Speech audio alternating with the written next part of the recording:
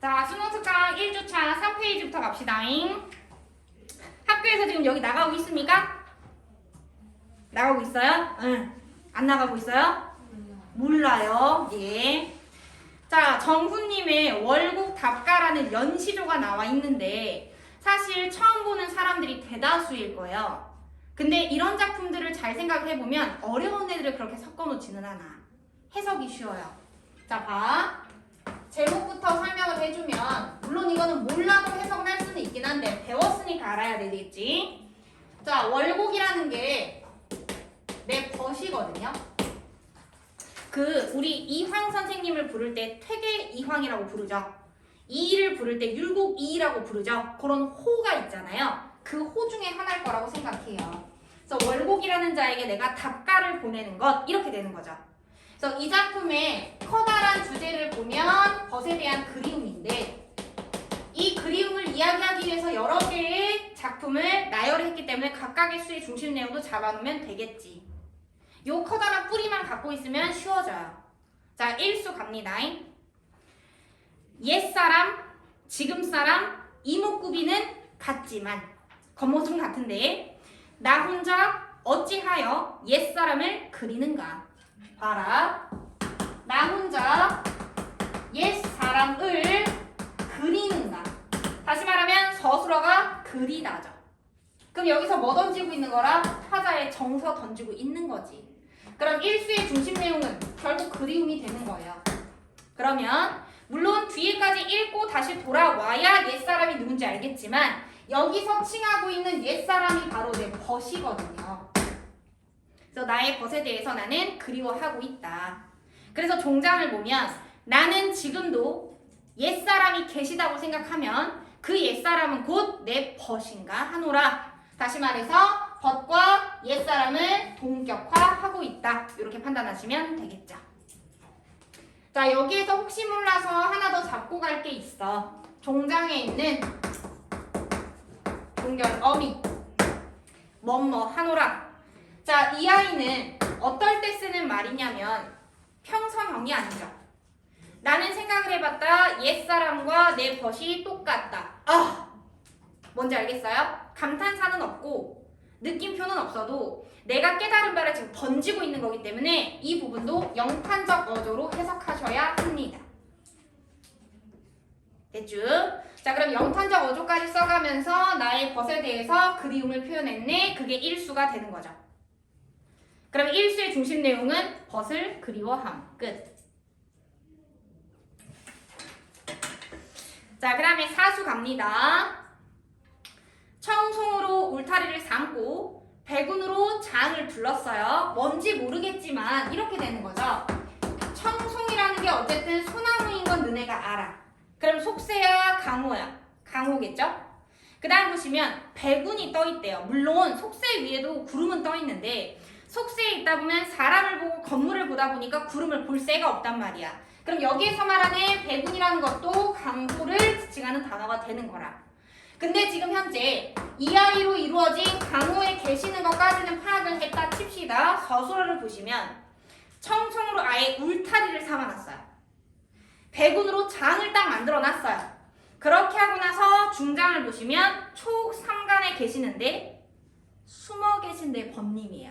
그럼 숨어 계신의 동그라미죠. 강호에서 뭐 하고 있다라는 얘기입니까? 은거하고 있다라는 얘기죠. 그런데 왜 은거를 하셨냐면 종장의 흉중에 마음속에 진념이 어떤 명예욕이나 이익을 따지는 마음이 없어서 그래서 그렇게 초옥삼간에서 지내시니까 나는 그를 사랑하노라. 그러면 사수의 중심 내용은 단순히 이 사람에 대해서 드러냈다라고 하고 끝나면 안 돼. 시라는 건 결국 화자가 느낀 감정을 터뜨리는 갈래이기 때문에 여기서 이야기를 하고 있는 게 결국 뭡니까? 라고 물으신다면 진념 없는 벗을 예찬하고 있다라고 생각해 주시면 편해요. 왜냐하면 사랑한다고까지 얘기했으니까. 이해됐죠? 그래서 이 사람은 아싸리 강호에 들어가서 어떤 속세에 대한 어떠한 미련도 없이 은거하고 살아계시는 분. 그분이 내 벗이다. 그 다음에 오수. 번님이 사는 땅을 생각하고 그곳을 한번 바라봤더니 그 다음 괄호 칠게요. 용추동 밖이오 구름다리 위로다. 자, 봐. 내가 번님 사는 곳을 봤어요. 그랬더니 용추동 밖에 있고 구름다리 위에 있어요. 여기서 시험 문제가 뭐가 나오냐면 보통 이렇게 되지. 위의 수에서 백운이라는 단어를 봤었는데 백운이라는 게 강우랑 연결이 됐고 정말 하늘에 떠있는 구름밖에는 머리에 남지 않아. 그래서 아이들이 구름다리라는 게 실제 다리를 지칭하는 게 아니라 구름이라고 착각을 많이 해요. 근데 여기만 보면 안 되잖아. 이게 한 장이란 말이야. 여기서부터 가야 돼. 무슨 동인지 모르겠지만 용추동 밖에 있대요. 현실적인 공간을 썼다는 얘기죠. 그렇게 하고 나서 구름다리라는 게 뭘까를 생각해보면 산과 산 사이 또는 높은 곳에 높이 떠있는 다리를 구름다리라고 보통 표현을 한단 말이야. 정말 그 구름다리예요.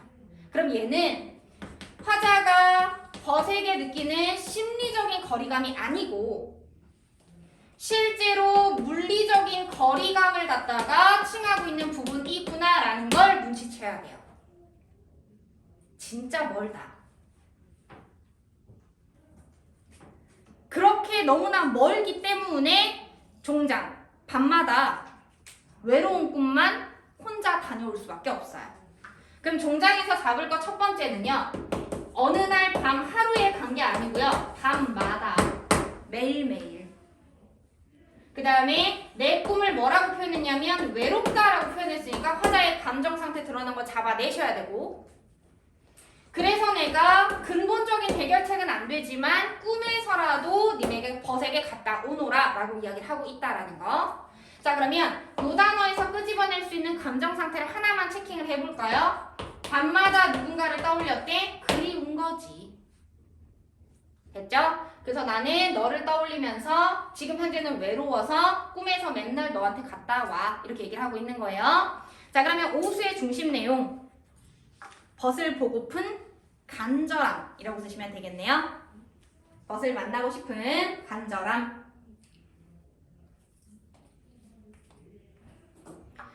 자, 그 다음에 칠수 갑니다. 뇌는 첩첩하고 구름은 잦았으니 괄호 한번 쳐볼까요?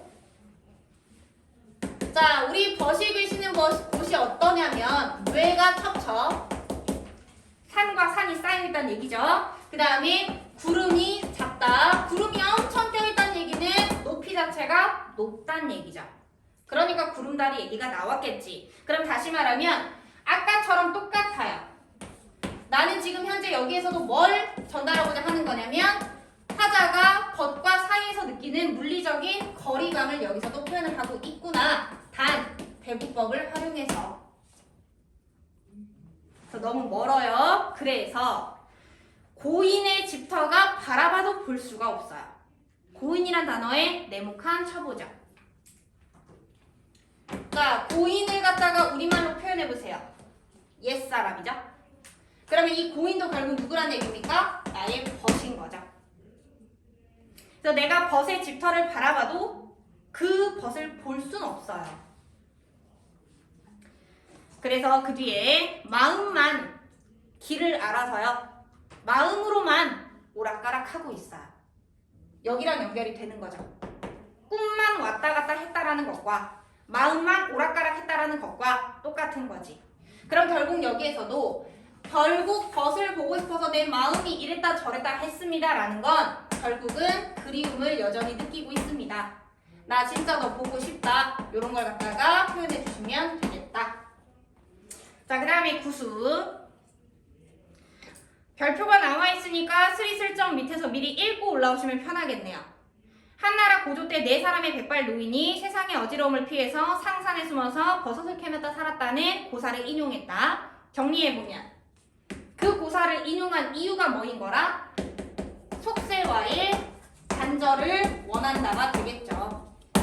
세상의 어지러움을 피해서 들어갔다며. 그러면 속세와의 단절을 의미하는 고사로 상산에 채지하러 간다라는 말을 활용을 해주셨는데 그런데 고사에 나온 대로 4명이 반드시 필요한 것 아니다.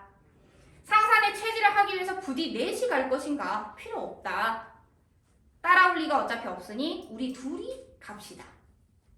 세상에 어지러운 일들 듣도 보도 말고 상산이나 갑시다 라고 표현을 하는 거죠. 그럼 구수가 중요한 걸 어떻게 알아차려야 되냐면 마지막에 나오는 청유형 어미 때문에 이 부분 중요하겠구나 눈치채셔야 돼. 봐라. 너네가 일반적으로 시를 읽을 때 대다수는 평서문이야. 그런데 무언가를 강조하고 싶을 때 가장 많이 사용하는 게 의문형 어미죠. 그 다음에 많이 시험에 나왔던 게 명령형 어조예요. 뭐뭐 하라 강하게 말할 때. 그 다음에 청유형도 마찬가지인 거죠. 청유를 한다라는 건 화자가 가지고 있는 지향하는 바가 분명히 있을 거고 자기가 추구하고 있는 태도가 분명히 있을 거라 걔를 갖다가 다른 사람에게 권하고 있다라는 것. 그러니까 청유형을 쓴 거라는 거. 그럼 그 줄은 중요한 거라는 거. 그럼 첫 번째 뭐라고 얘기했습니까? 우리 둘이 갑시다. 대체 어디? 상산에 체지하러 갑시다.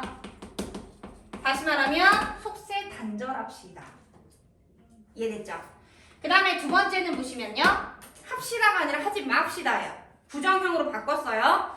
세상에 어지러운 일 듣지 맙시다. 결국은 똑같네요. 속세와 단절해냅시다. 그래서 요거를 갖다가 표현해 놓고 작품을 지금 끝내고 있는 건 거죠. 자, 그럼 문제 풀어봅니다. 1번. 자, 1번에 보시면 동일한 시어를 반복했다. 밑줄. 화자의 아쉬움 밑줄. 틀렸네요. 이 작품의 주요 감정은 벗에 대한 그리움이죠. 자기 자신에 대한 어떤 감정을 드러낸 것이 아닙니다. 2번. 시선의 이동. 사실적 풍경. X 치시면 되겠죠. 시선이 이동되고 있다는 건 화자의 몸이 가만히 박혀있는 채 바라보고자 하는 대상이 여러 개로 나뉘어야 되는데 어쨌든 지금 나는 결국 두 군데밖에 안 봤어요. 벗이 계신 곳. 공간은 하나네. 벗이 계신 곳을 본 거죠. 따라서 이동은 없습니다. 3번. 오수에서 대조의 의미를 지닌 화자의 동작이 나온다. 오수를 가만히 보니까 벗님 사는 땅을 보고 바라봤어요. 벗이 그리워서. 그래놓고 외로운 꿈만 혼자 왔다 갔다 했어요. 그리워서. 다시 말하면 그 행동들의 의미는 대조가 아니라 늘 한결같다가 돼야 되는 거죠. 4번. 칠수에서는 대구를 썼다. 네. 뇌는 첩첩하고 구름은 잦았어요. 대구는 나오는데 대상을 만나기 위한 화자의 노력이 그 대구 부분에서 강조된 건 아니죠. 오히려 뇌가 첩첩하고 구름이 잦아서 나는 갈 수가 없어요가 오히려 강조가 되고 있는 건 거죠. 자, 그럼 남는 건 5번인데 문장 읽어보시면 구수에서는 청유의 내용을 달리 했다. 첫 번째는 뭐뭐 하자. 두 번째는 뭐뭐 하지 말자. 그래서 달리 하여라고 쓴 것 뿐이에요. 그 다음 뒤에 키워드는요. 삶의 태도를 드러냈다. 어떤 태도? 속세와 단절하고 은거하고 싶어요. 이해됐죠? 그렇게 해서 1번의 답은 5번. 자, 그 다음에 2번. 기억과 니은에 대한 이해인데 기억은 여기죠. 배분. 니은은 구름이 잦아서 구름. 자, 그러면 동그라미 1번. 첫 번째부터 이미 끝났네요. 벗이 화자를 찾는 거 지워내요. 지금 현재 주체는 화자고 대상이 벗이거든요. 뒤집었죠? 1번 날려요. 2번 벗의 시선 지우세요. 3번 현실과 소통 아니죠. 단절하고 싶다고 했으니까 소통이란 단어 자체가 말이 안 돼요. 그럼 남는 건 4번, 5번인데 4번 보시면 세상에 대한 벗의 거부감. 왜? 속세와 단절하고 싶어서 백운으로 울타리치고 장을 만든 거예요. 그 다음에 니은. 화자와 고인 사이의 물리적 거리감. 구름이 잦아있다는 얘기는 산이 너무나 높아요가 되는 거니까 물리적 거리감 가능. 따라서 답은 4번. 됐을까요? 자, 그 다음에 3번. 보기를 참고해서 읽으래요. 보기의 끝에 두 줄 읽을 겁니다. 현재는 만날 수 없는 월곡이 그리고 그분에 대한 그리움과 안타까움. 월곡을 벗이라고 불렀음. 월곡을 긍정했음. 자, 그럼 동그라미 1번 핵심어 보시죠. 옛사람 월곡 긍정 끝. 2번 내 벗 흉중의 진념 없음 긍정. 3번 밤마다 그리움. 4번 월곡의 부재까지는 맞지요? 그곳에 가는 법을 알지 못함. X. 왜? 본문에서 뭐라 그랬니? 여기라서 못 가. 용추동 밖에 구름다리 위라서. 그리고 여기라서 못 가. 너무 높고 멀어서. 방법을 모른다고 얘기한 적은 없어요. 그 다음에 5번 화자와 월곡 세상을 멀리하고 싶음. 이렇게 되면 삶의 태도 드러내는 걸로 볼 수 있겠네요. 자, 세 문제 다 맞은 사람? 좋습니다. 자, 5페이지 2개 시가 나와 있네요. 쉽네요. 조진우 씨가 언제 시를 썼다 그랬지? 의수야? 저요. 의수가 여기 너 말고 또 있습니까? 감정기. 오! 조진우 씨가 썼던 시 중에 너희가 배운 시가 뭐가 있었더라, 서연아?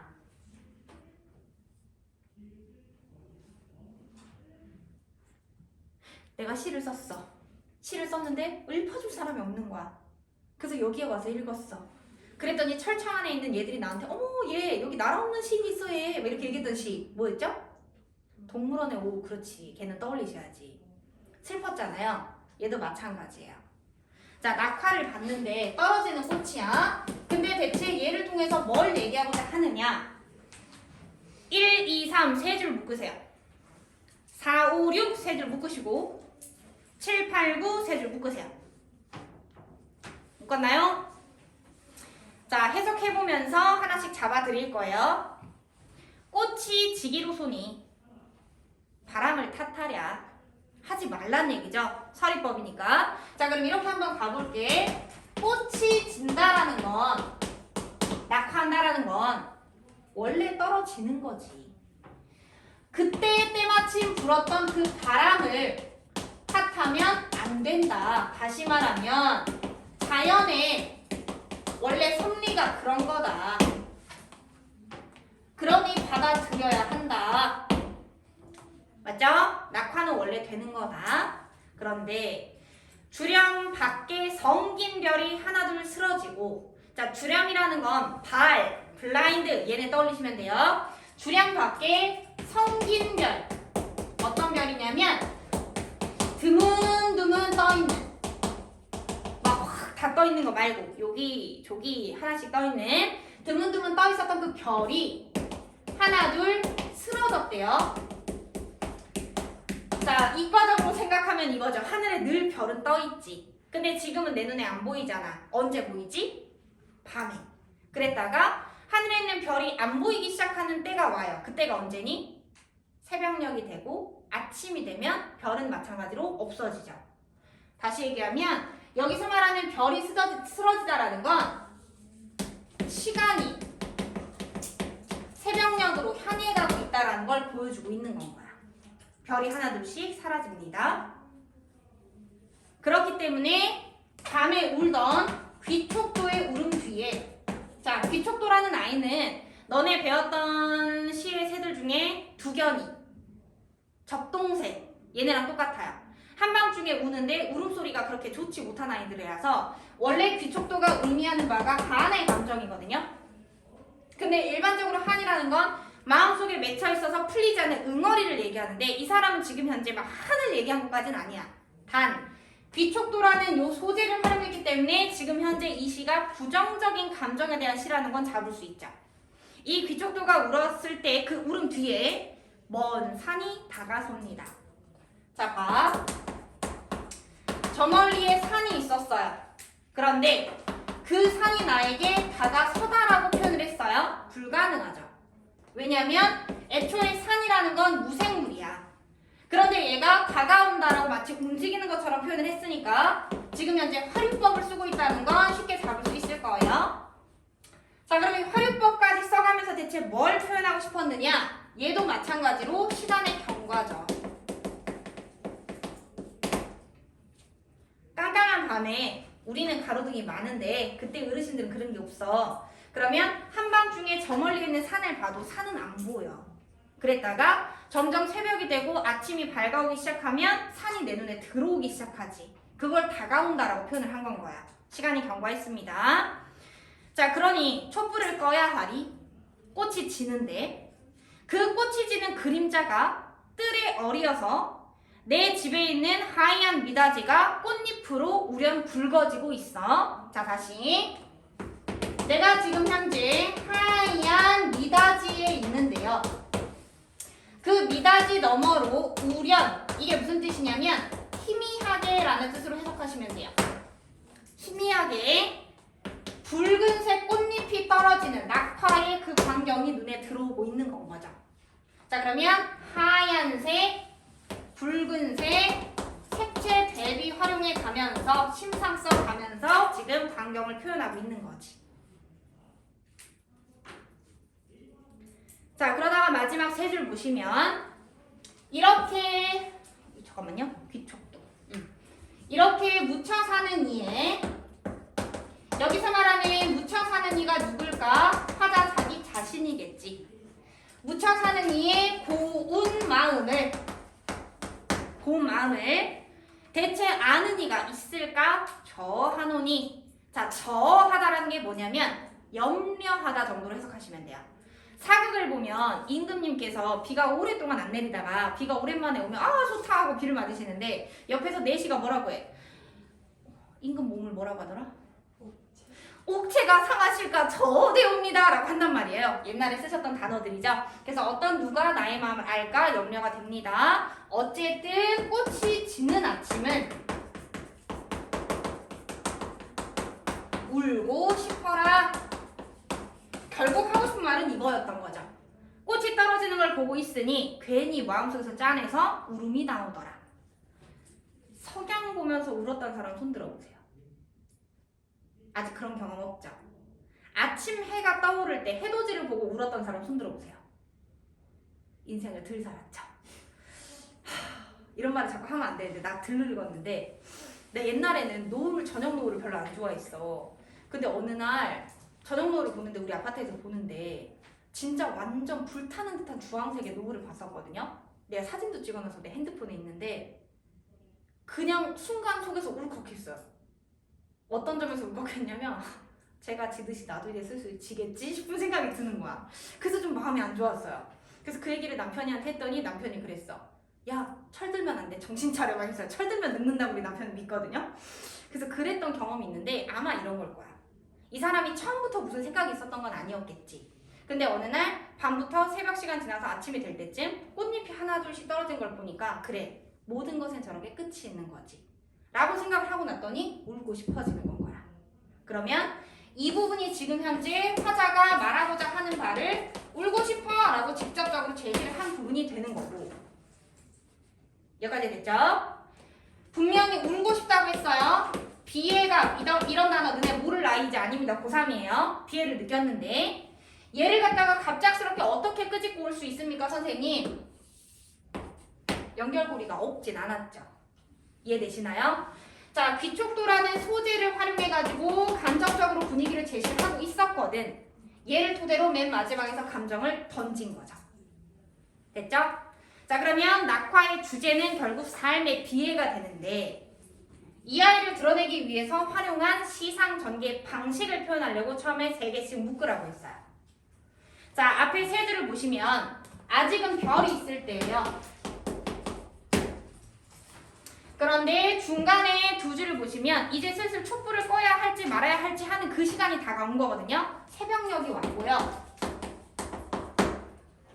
그 다음에 맨 마지막 줄에서 뭐라고 얘기했냐면 꽃이 지는 아침이라고 표현을 했으니까 얘는 아침이 되겠죠.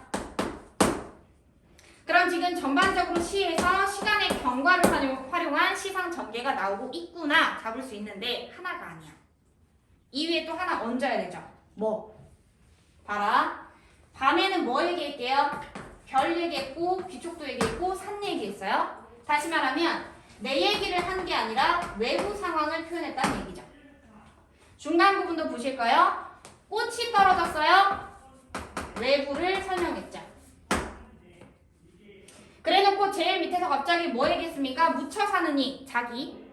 그럼 묻혀 사는 이의 마음. 갑자기 뭐 얘기합니까? 자신의 내면을 얘기했죠.